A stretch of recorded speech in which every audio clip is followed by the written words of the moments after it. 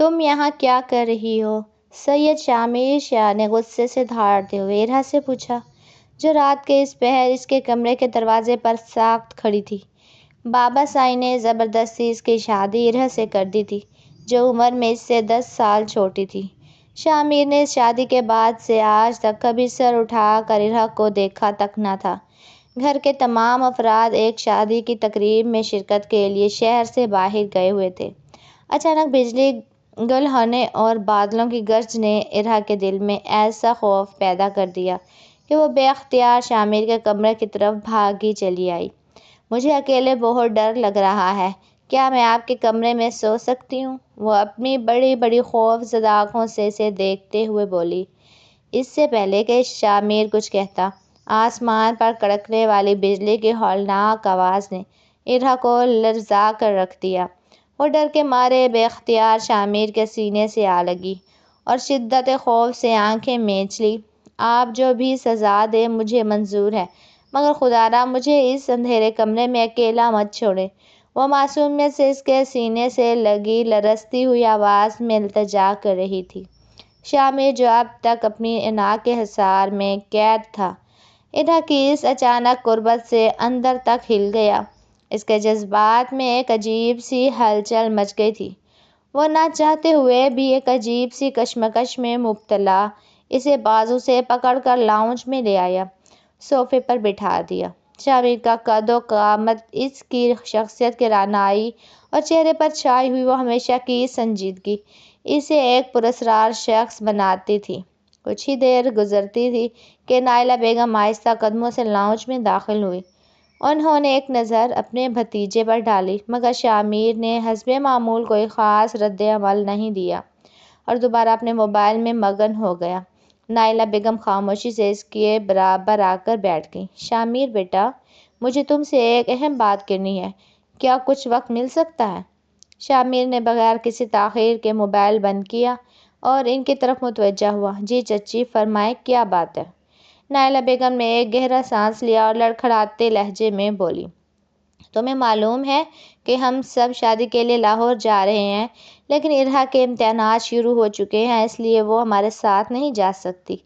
گھر میں کوئی بھی نہیں ہوگا، رات کو اسے اکیلے بہت ڈر لگے گا۔ تم اگر رات کو ذرا جلدی گھر آ جایا کرو تو اسے سہارا رہے گا۔ شامر کے چہرے پر ناگواری کے آثار نمایاں ہو گئے۔ دیکھیں چچی، میں اس کا چوکیدار نہیں ہوں، مجھے کسی کی وجہ سے اپنی مصروفیات تبدیل کرنے کا کوئی شوق نہیں۔ میں اپنی مرضی کا مالک ہوں اور مجھ پر اس حوالے سے کوئی دباؤ نہیں ڈال سکتا۔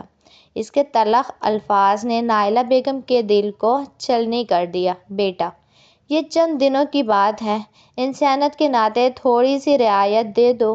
انہوں نے منت کی، مگر شامر پتھر کی طرح ساکت رہا۔ میری زندگی میرے اپنے اصولوں پر چلتی ہے، کسی اور کے خوف یا ضرورتوں کے لیے میں اپنے معمولات نہیں بدلوں گا۔ یہ کہہ کر وہ ایک جھٹکے سے اٹھا اور لاؤنج سے باہر نکل گیا۔ رات کا اندھیرا گہرا ہو چکا تھا۔ شامر لاکھ خود کو کام میں مصروف رکھنے کی کوشش کرتا، مگر اس کا ذہن بار بار اس معصوم لڑکی کی طرف جا رہا تھا۔ اسے اپنی گاڑی گھر کی طرف دوڑتے ہوئے خود پر حیرت ہو رہی تھی کہ وہ آخر کیوں ایک ایسی لڑکی کے لیے لوٹ آیا جس سے وہ سرسری بات کرنا بھی گوارا نہیں کرتا تھا۔ وہ اپنے کمرے میں پہنچا تو وہاں کا ماحول انتہائی خاموش تھا۔ اچانک بجلی دوبارہ چلی گئی اور وہ کھڑکی کے پاس جا کر باہر دیکھنے لگا۔ تبھی اسے اپنے پیچھے کسی کی موجودگی کا احساس ہوا۔ وہ پلٹا تو دروازے پر ارحا کھڑی تھی، جس کا چہرہ زرد پڑ چکا تھا۔ تم یہاں کیا کر رہی ہو؟ کیا میرا کمرہ تمہاری پناہ گاہ ہے؟ شامر کی آواز گرجدار تھی۔ ارحا کی آنکھوں سے آنسو جاری ہو گئے۔ مجھے اندھیرے سے بہت ڈر لگتا ہے، میں پڑھ رہی تھی کہ اچانک لائٹ چلی گئی۔ پلیز مجھے باہر مت بھیجیں، مجھے بہت خوف آ رہا ہے۔ اسی لمحے ایک زوردار بجلی کڑکی اور ارحا بے اختیار شامر کے بازو سے لپٹ گئی۔ اس لمحے شامر کے اندر کی تمام خود ساختہ دیواریں گر گئیں۔ اس نے ارحا کے چہرے کو اپنے ہاتھوں میں لیا، اس کی سانسیں اس کے چہرے سے ٹکرا رہی تھیں۔ کس نیت سے آئی ہو تم یہاں؟ شامر کی آواز اب مدھم مگر پراسرار تھی۔ ارحا کچھ نہ بولی، بس اس کے حصار میں کھو گئی۔ شامر نے اچانک اسے بیڈ کی طرف دھکیلا۔ اب باہر جانے کا ارادہ بدل چکا تھا، اور پھر باہر برستی بارش اور رات کی تنہائی میں ان دونوں کے درمیان فاصلوں کا وہ پردہ گر جا جو اب تک حائل تھا۔ صبح سویرے جب سورج کی پہلی کرنیں کمرے کے پردوں کو چھوا تو سید شامر شاہ کی آنکھ کھلی۔ وہ کچھ دیر ساکت چھت کو گھورتا رہا، پھر اچانک رات کے تمام واقعات فلم کی طرح اس کے ذہن میں گھومنے لگے۔ وہ خود پر حیران تھا کہ جس لڑکی کو اس نے 1 سال تک اپنی زندگی کا حصہ ماننے سے انکار کیا تھا، حالات کی ایک ہی رات نے دونوں کے درمیان فاصلوں کو ہمیشہ کے لیے مٹا دیا۔ اس نے ایک گہری سانس لی اور جھٹکے سے اٹھ کھڑا ہو گیا۔ کچھ دیر خاموش بیٹھا رہا، پھر واش روم کی طرف بڑھ گیا۔ کچھ دیر بعد خود کو مکمل طور پر سنبھال کر اور معمول کے مطابق تیار ہو کر وہ کمرے سے باہر نکل آیا۔ لاؤنج میں اماں بیگم کچھ کاموں میں مصروف تھیں۔ شامر کو دیکھ کر انہوں نے فوراً نظریں جھکائی، احترام سے کہا، السلام علیکم شامر صاحب۔ وعلیکم السلام، شامر نے مختصراً جواب دیا اور آگے بڑھنے لگا، مگر اچانک رک گیا۔ ارا کہاں ہے؟ کیا کالج چلی گئی؟ اماں بیگم نے حیرت سے سر اٹھایا۔ جی آج اس کا امتحان تھا، وہ کافی دیر پہلے ہی نکل گئی ہے۔ شامر خاموش ہو گیا، جیسے کوئی بات زبان پر آ کر اٹک گئی ہو۔ چند لمحوں بعد اس نے سنبھل کر پوچھا، اس کی طبیعت کیسی تھی؟ کچھ کہہ رہی تھی؟ اماں بیگم نے غور سے اس کے چہرے کو دیکھا۔ جی صبح کچھ نقاہت تھی، کہہ رہی تھی رات بھر پڑھائی کی ہے اس لیے تھکن ہے۔ شامر نے سر ہلا دیا، ٹھیک ہے، جب وہ واپس آئے تو اسے دودھ اور درد کی دوا دے دیجیے گا، شاید زیادہ پڑھنے کی وجہ سے جسم میں درد ہو۔ اماں بیگم نے کچھ کہنا چاہا مگر خاموش رہی۔ شامر کی باتوں میں پہلی بار ایک ایسی فکر تھی جو اس سے پہلے کبھی نہیں دیکھی تھی۔ دوپہر کے 12:30 بج رہے تھے۔ شامر اپنے آفس کے کیبن میں بیٹھا فائلیں دیکھ رہا تھا، مگر اس کا ذہن مکمل طور پر ارحا میں الجھا ہوا تھا۔ اسے خود پر غصہ آ رہا تھا کہ وہ کیوں اتنا بہک گیا، وہ اپنی حد کیوں پار کر بیٹھا۔ بالآخر اس نے فائلیں ایک طرف پھینکی، گاڑی کی چابیاں اٹھا اور کسی کو بتائے بغیر آفس سے نکل آیا۔ آدھے گھنٹے بعد وہ ارحا کے کالج کے باہر کھڑا تھا۔ تھوڑی دیر میں چھٹی کی گھنٹی بجی اور طالبات کا ہجوم باہر آنے لگا۔ ارحا جب گیٹ سے باہر نکلی تو اس کی نظریں گاڑی کے ساتھ ٹیک لگائے کھڑے شامر پر پڑیں۔ وہ اپنی جگہ ٹھٹک کر رہ گئی۔ حیرت اس کے چہرے پر واضح تھی، کیونکہ وہ ہمیشہ بس سے آتی جاتی تھی۔ وہ ہچکچاتے ہوئے قریب آئی اور دھیمی آواز میں سلام کیا۔ وعلیکم السلام، شامر نے نظریں سیدھی رکھتے ہوئے کہا۔ گھر پر اس وقت کوئی نہیں ہے، اس لیے لینے آ گیا۔ ارحا نے خاموشی سے گاڑی کا دروازہ کھولا اور فرنٹ سیٹ سنبھال لی۔ گاڑی چل پڑی، مگر دونوں کے درمیان ایک گہری خاموشی تھی۔ کچھ دور جا کر شامر نے پوچھا، صبح کچھ کھایا تھا؟ نہیں، دل نہیں چاہ رہا تھا، ارحا نے سر ہلا کر کہا۔ شامر نے گاڑی ایک ریسٹورانٹ کے سامنے روک دی۔ کچھ پہلے کھا لیتے ہیں۔ وہاں بیٹھ کر شامر نے سنجیدہ لہجے میں بات شروع کی۔ جو کل رات ہمارے درمیان ہوا، میں اسے رد کرتا ہوں۔ اس حوالے سے ہمارے درمیان دوبارہ کبھی بات نہیں ہوگی اور نہ ہی تم گھر میں کسی کو کچھ بتاؤ گی۔ ارحا کی آنکھوں میں آنسو آ گئے، مگر وہ کچھ نہ بولی۔ شامر نے اپنی بات جاری رکھی، تم ابھی صرف 18 سال کی ہو۔ 2 سال تک شادی کو بھول جاؤ اور اپنی پڑھائی پر توجہ دو، یہی تمہارے لیے بہتر ہے۔ ارحا نے کانپتی ہوئی آواز میں کہا، لیکن یہ سب غلط ہے، پہل آپ نے کی تھی، میں نے نہیں۔ شامر کی نظروں میں سختی آ گئی۔ تمہیں میرے سامنے بولنے کی اتنی ہمت کیسے ہوئی؟ خاموش رہنا ہی تمہارے حق میں بہتر ہے، ورنہ لوگ میری نہیں تمہاری کردار کشی کریں گے۔ ارحا نے ایک گہری اداسی کے ساتھ سر ہلا دیا، جبکہ شامر کا چہرہ سپاٹ رہا۔ وہ سمجھ چکا تھا کہ اس نے اپنی حدود طے کر دی ہیں، مگر اس کے دل میں کہیں نہ کہیں ایک کسک باقی تھی۔ 2 دن بعد گھر کے تمام افراد شادی سے واپس آ چکے تھے۔ رات کے کھانے کا وقت تھا اور ڈائننگ ٹیبل پر سب اکٹھے موجود تھے۔ ماحول کافی خوشگوار تھا، سب شادی کی دلچسپ باتیں کر رہے تھے۔ اتنے میں ڈائننگ ہال کا دروازہ کھلا اور سید شامر شاہ اندر داخل ہوا۔ اس کی غیر متوقع آمد پر سب کی نظریں اس کی طرف بڑھ گئیں، کیونکہ شامر کا یوسف کے ساتھ بیٹھنا ایک انوکھی بات تھی۔ رحیم صاحب نے مسکراتے ہوئے اپنے بیٹے کو دیکھا۔ ارے بھائی، آج کیا ہوا جو شامر صاحب ڈائننگ ٹیبل پر تشریف لے آئے؟ شامر نے ایک مختصر سی مسکراہٹ کے ساتھ سب کو سلام کیا۔ مگر اس کی نظریں بے اختیار میز کے اس کونے پر جا ٹکی جہاں ارا ہمیشہ خاموشی سے بیٹھتی تھی۔ وہ کرسی خالی تھی۔ یہ دیکھ کر شامر کے دل میں ایک عجیب سی بے چینی اور خلش پیدا ہوئی۔ بس آپ سب کو سلام کرنے آیا تھا، کھانا میں باہر کھا چکا ہوں، شامر نے خود کو سنبھالتے ہوئے کہا۔ رحیم صاحب نے سر ہلایا۔ تم کبھی بھی گھر والوں کو وقت نہیں دیتے، نہ ہی خاندان کی پرواہ کرتے ہو، شامر نے پرسکون انداز میں جواب دیا۔ ایسی بات نہیں ہے بابا، بس عادت بن گئی ہے۔ پھر کچھ دیر خاموش رہنے کے بعد نہ چاہتے ہوئے بھی اس کے منہ سے نکل گیا، ارا نے کھانا کھا لیا؟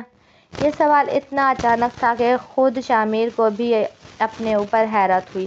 نائلہ بیگم نے مسکراتے ہوئے جواب دیا، ہاں بیٹا، اس کی طبیعت آج کچھ ناساز تھی، اس لیے دوا لے کر سو گئی۔ اگر کوئی کام ہے تو میں اسے جگا دوں؟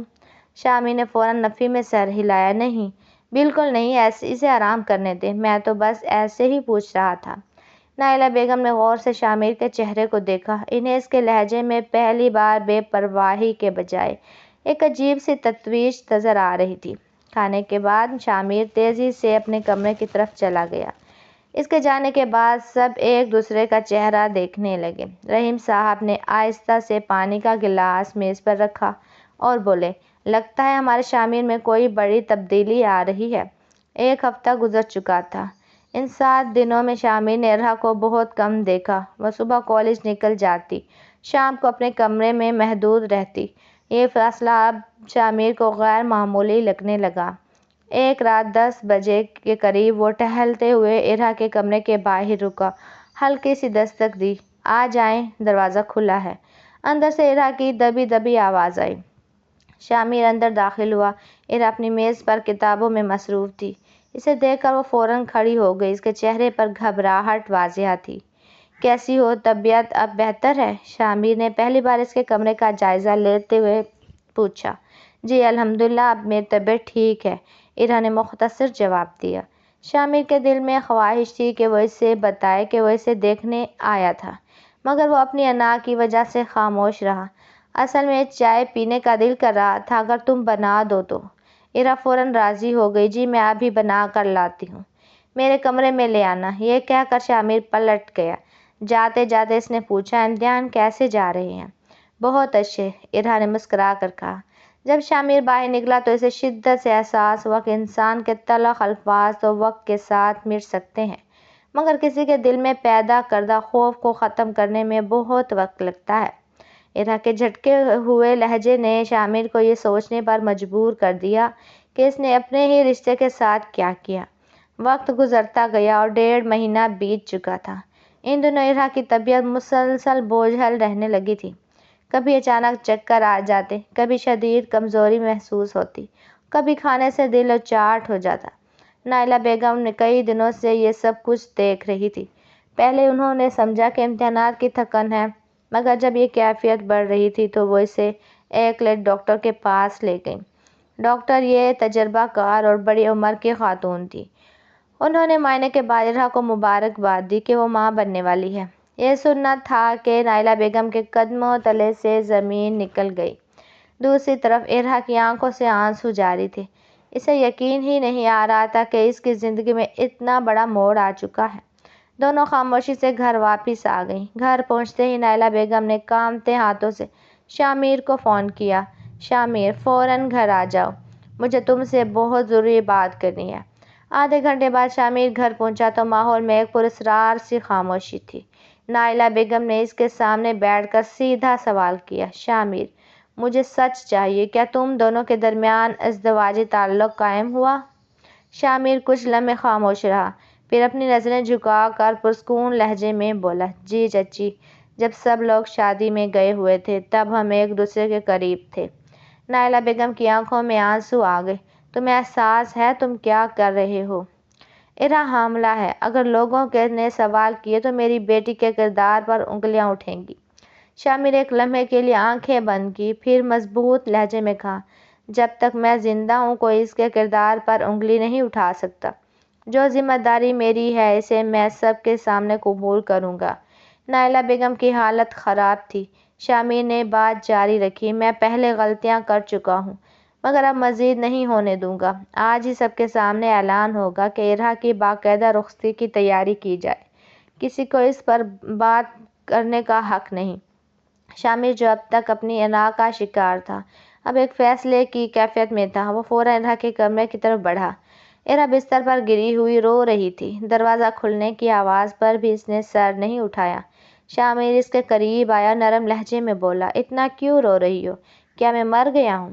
ارحا سسکتے ہوئے بولی، آپ کو پتہ چل گیا؟ آپ تو کہتے تھے کہ وہ 2 سال تک شادی کے بارے میں سوچنا بھی نہیں۔ لوگ میرے کردار پر کیا سوال اٹھائیں گے، آپ کیا جواب دیں گے؟ شامر نے کرسی کھینچ کر اس کے سامنے بیٹھتے ہوئے کہا، اس وقت میں غلط سوچ رہا تھا۔ میں بہت سی باتیں ایسی کر گیا جن پر آج مجھے افسوس ہے ارحا۔ نفرت اور ناراضگی میں فرق ہوتا ہے۔ میں اس نکاح سے ناراض تھا، تم سے نہیں۔ یہ فرق سمجھنے میں مجھے بہت دیر لگ گئی۔ ارحا نے نم آنکھوں سے اسے دیکھا۔ شامر نے پہلی بار پوری سنجیدگی سے کہا، اب میں تمہیں اکیلا نہیں چھوڑوں گا۔ اگر تم راضی ہو تو آج سے میرے کمرے میں منتقل ہو جاؤ تاکہ تمہاری بہتر دیکھ بھال ہو سکے۔ ارحا کی ہچکیاں بند ہو گئیں۔ اس نے شامر کے لہجے میں پہلی بار حکم نہیں بلکہ احترام دیکھا تھا۔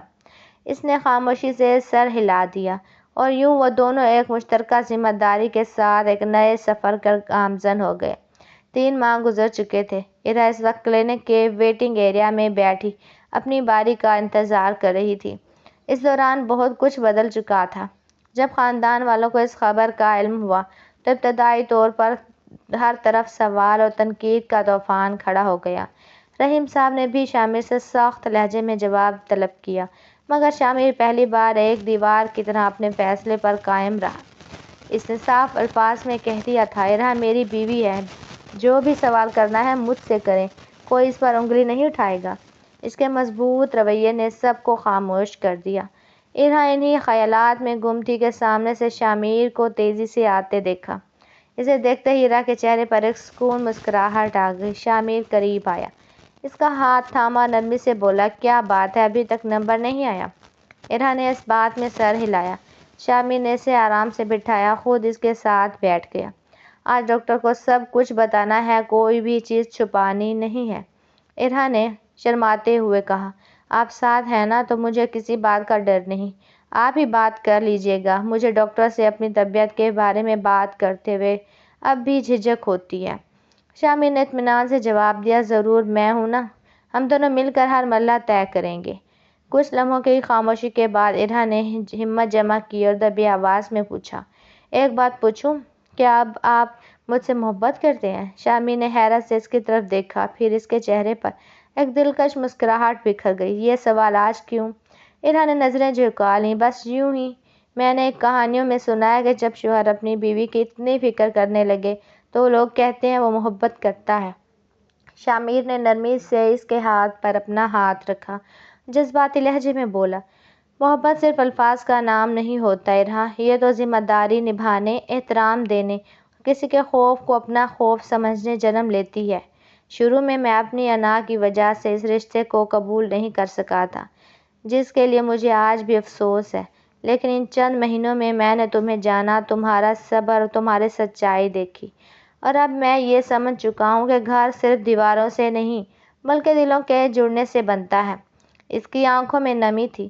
شامر نے بات جاری رکھی، اگر آج تم بیمار ہوتی ہو، مجھے بے چینی ہوتی ہے، تمہاری مسکراہٹ مجھے سکون دیتی ہے۔ اگر یہی محبت ہے تو ہاں ارحا، میں تم سے بے پناہ محبت کرتا ہوں۔ ارحا کی آنکھوں سے خوشی کے آنسو چھلک پڑے۔